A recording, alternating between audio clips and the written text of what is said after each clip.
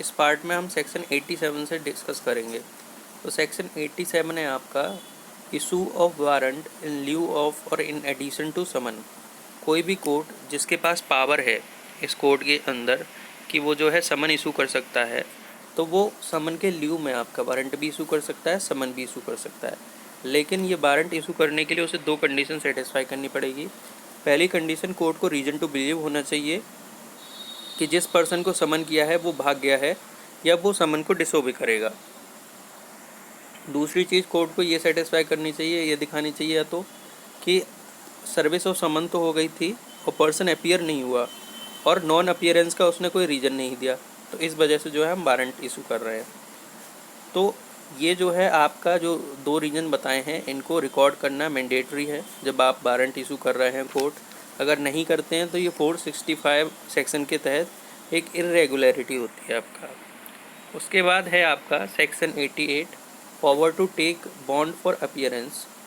तो जब कोई व्यक्ति जिसको मतलब अपीयरेंस होना है, ठीक है, या अरेस्ट होना है, उसके लिए अरेस्ट किया जाना है, तो वो जो है कोर्ट में प्रेजेंट है, तो कोई भी प्रिसाइडिंग ऑफिसर उस व्यक्ति से ये कहेगा कि आप एग्जीक्यूट कर दीजिए एक बॉन्ड को विद और विदाउट श्योरिटी, अपनी अपीयरेंस को कोर्ट में दिखाने के लिए कि आप जो है आगे बुलाएंगे तो आप आ जाएंगे, ठीक है, या फिर किसी कोर्ट में जब बुलाएंगे तब आ जाएंगे। जब आपको ट्रांसफ़र किया जा रहा है, मान लो आपका केस ट्रायल के लिए दूसरे कोर्ट में, तब आपसे ऐसे केसों में आपसे बॉन्ड भरवा लिया जा सकता है, ठीक है।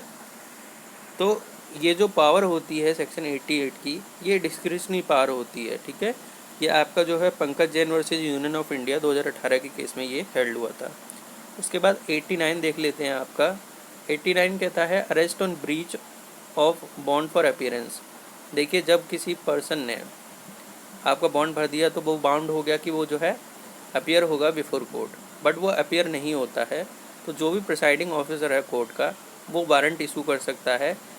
और वारंट का निर्देश क्या होंगे कि ऐसे पर्सन को अरेस्ट कर लिया जाए और उसके सामने प्रस्तुत किया जाए। अब सेक्शन 90 क्या कहता है, provision of this chapter generally applicable to summons and warrant of arrest. तो जो भी प्रोविज़न है इस चैप्टर के, वो समन और वारंट, उनके इशू से रिलेटेड, उनकी सर्विस से रिलेटेड, उनके एग्जीक्यूशन से रिलेटेड, जैसा भी जहाँ कहीं भी हो, सारे समन्स सारे वारंट पे ये जो है लागू होगा। तो ये आपका जो है सेक्शन 90 ख़त्म होता है। उसके बाद जो है नेक्स्ट पार्ट में हम जो है 91 से लेके आपका जो नेक्स्ट सेक्शंस हैं आपके वो डिस्कस कर लेंगे, जिसमें आपका सर्च वारंट या प्रोडक्शन ऑफ थिंग्स वगैरह सारे इंक्लूडेड हैं।